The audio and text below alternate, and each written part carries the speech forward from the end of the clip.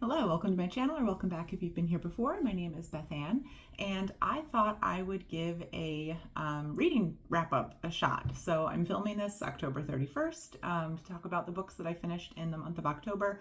I have no idea when this will actually get posted because a lot of these books I either got from the library or listened to on audio, so I'm going to have to edit this video to add in cover photos and things like that, and life is crazy. So we'll see when I can get it done. But I wanted to just chat about the books I read. So in October, I finished, I'm trying to count quickly on my computer, 7 books, or is it 8? I have to scroll down. 8 books, I guess. A few of these were books in series, so maybe I'll just talk about the series first real quickly. First of all, I've been really enjoying over the last couple of months rereading some Tamora Pierce books, who was one of my favorite authors when I was a teen, young adult, middle grade, all of that stuff. I also listened to a bunch of them on audio and was actually shocked to discover that I think her name is pronounced Tamora, which blew my mind because she's been Tamora in my mind for decades now. But anyway, so I've been rereading her Circle of Magic series, and in October I finished the 4th book in the Circle of Magic, which is called Briar's book. The series held up wonderfully, even though it started coming out in the late 90s. It's a quartet of books, each of which follows a main character who's a young mage. The 4 main characters are all together. They are kind of growing up together, starting from the age of 10. They come from pretty disparate backgrounds. They all had sort of felt abandoned and like they didn't know their place in the world in various ways at the beginning of the series. And through the 4 books, they mature together through those early teenage years and really come into their own, both in terms of magical power, and so all of the fantasy world building is really lovely, but also in terms of being just like these really distinct, lovely people. So the series just made me so happy, and I listened to it on audio for the first time, which was lovely. The audio books were produced in the early 2000s and have a full cast, which is really, really fun. They do a really great job. So love Tamora Pierce. Highly recommend. And in October, I also started the sequel series to the Circle of Magic, which is, I want to say it's called The Circle Opens, and I finished the 1st book in that quartet, which is Magic Steps. And it looks like that quartet follows a similar structure where each of the 4 books is following one of our young mages from the 1st quartet, and then each of them is getting a new student, which is really cute. So they're teenagers who are starting to mentor young mage children in their own right as well. So just absolutely lovely. Cannot recommend enough. So that was a lovely fantasy series experience. I also had a less than lovely fantasy series experience. My daughter picked out at a used bookstore a trilogy called The Iron Tower from the 1980s by Dennis McKiernan. And they were okay. As I was looking into them a little more, it turns out that part of the intent of this series, or of the world he was building, was to do a sequel to The Lord of the Rings, which immediately is like a no, if it's perfect, please don't touch it, which is The Lord of the Rings. So, questionable experience. Like I said, not bad. If I'd encountered them not having read The Lord of the Rings when I was like 16, I probably would have loved them, but that's not where we're at. So epic, high fantasy, elves, dwarves, massive struggle between good and world-ending evil. Not nearly as long as what I would call sort of a typical epic high fantasy trilogy. So we take that for what you will. So those are my fantasy reads. Oh no, there's one more that's a little bit more, I would call it maybe a little bit more in like myth fairy tale realm, and that was The Alehouse at the End of the World by Stevan Allred. I read that on Kindle. Just, I don't know, full disclosure, I guess I'll mention that, whatever. Actually, well, I read it on my Barnes & Noble Nook. Not that it matters. Anyway, The Alehouse at the End of the World is a story of mortals and gods, mostly demigods, sort of not full power gods. A lot of sort of Eastern elements, Far Eastern elements, maybe Indian subcontinent elements. There's just a little bit of that in there. I think it's intended to be a comedy, but was just, for me, just over the top in terms of trying to make over the top violence and over the top sexuality, including sexual violence, trying to have that all be the jokes, and it didn't land well for me. Especially, it just went on too long. Like, I feel like there's a way to do that kind of well, and this book didn't hit the mark. The first couple hundred pages were, a little interesting. Like, I wanted to see what the author was going to do with it, and I just think it never really delivered, if that makes sense. But we follow a man in the beginning of the book whose beloved has died, the love of his life has died, and he sets out for the Isle of the Dead to try to get her back, to try to save her, win her back, rescue her soul.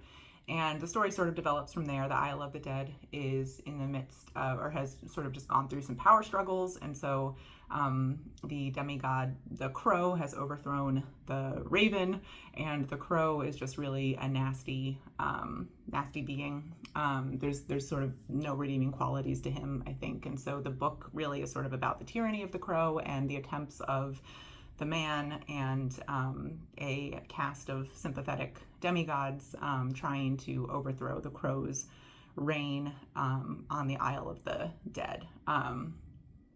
There's also like a Kiyama beast who's like a much more powerful god who is working on devouring the world, and so they also want to try to stop that. So, there's interesting stuff going on, but the tone and content of the book, and it just all was crass. It was just crass, with not anything to redeem that. So that's all I'll say about that. Okay, then I had some general fiction. So Heart the Lover by Lily King, which I actually did a standalone review for. So I will just link to that. You can go check it out if you want.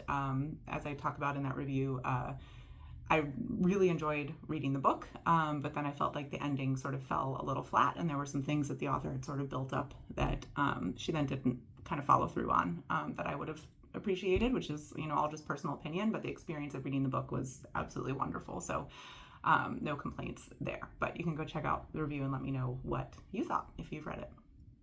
Then I also read To the Moon and Back by Eliana. I'm not sure how to pronounce her last name, Ramage or Ramage.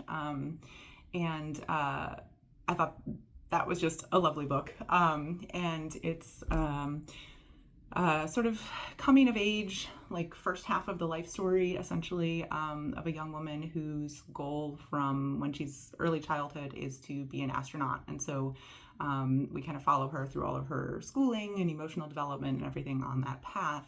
But then the much deeper part of the story is that she's Indigenous. And so we're following the Indigenous pieces of growing up and navigating, wanting to be part of her nation's culture, but also navigating kind of the white world and the world of STEM and places where that really intersects. So some of the main plot points of the book, or some of the main conflict in the book, is between scientific progress and wanting to protect Indigenous ways of thinking about and looking and respecting the land. So there's at one point she's the main character is going through astronaut training, and she's living in like a little habitat that's supposed to mimic life on Mars, and they've put up the habitat on top of one of the volcanoes in Hawaii, and so she, as an Indigenous scientist, is inhabiting this habitat and trying to do her science thing.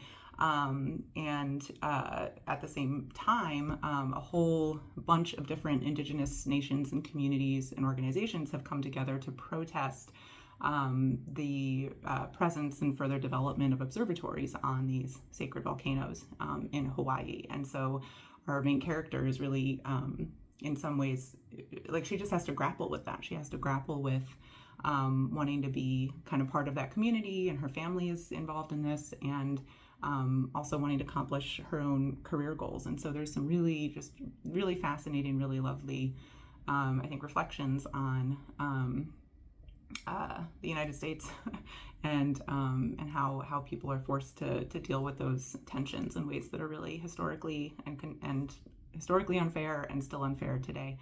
And the main character is also a lesbian, so we're throwing that into the mix too, of dealing with her sexuality and wanting to be her fullest self with her family and her community and in her life in STEM. And thankfully that part of the story is, in some ways it's really the most easily resolved in some ways. She does have a lot of kind of interpersonal relationship issues, but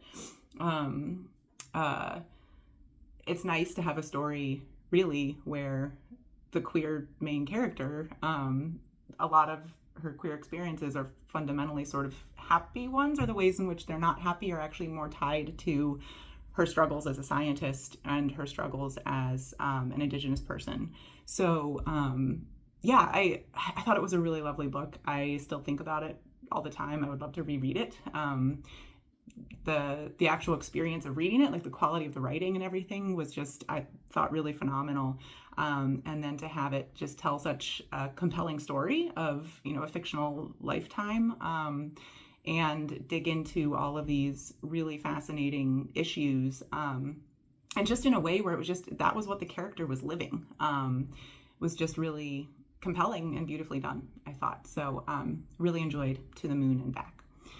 And then the last book, I think, two more. Okay, so I also tore through on an airplane a young adult historical fiction, The Musician's Daughter by Susanne Dunlap, which, I would have loved it reading it as a teenager, and I loved it reading it as an adult. It was fun. We're in Vienna, and I don't remember who's in what century, but it's Mozart and Haydn. It's their time, right? So we're following the daughter of the first violinist in the Prince's orchestra that is led by Haydn, the composer. And at the very beginning of the story, the first chapter, her dad has been murdered, and some of his friends and coworkers bring him home in the middle of the night. And so our teenage, strong heroine is now determined to find out what happened to her father and determined to keep her family together. And it's, a mystery story. It's who murdered her dad and why, and what can anybody do about it. So we get a great cast of friends. We have our wonderful main character who's very plucky and just determined to kind of save her father's legacy, and character, and just find out what happened. And just a really fun historical fiction, young adult adventure story. So I really enjoyed that one. And it's got music woven through it, which is really, really, really nice. She's a musician herself. And most of the characters are musicians in one way or another. So that was a really lovely component of it. And then finally, I read A Pocket Guide to Pigeon Watching by Rosemary Mosco. And Rosemary Mosco is behind the really popular webcomic, I think it's called Bird and Moon, but she's a scientist and a science communicator, and I absolutely love her comics. And so this was a nonfiction book, sort of like an intro to what are pigeons?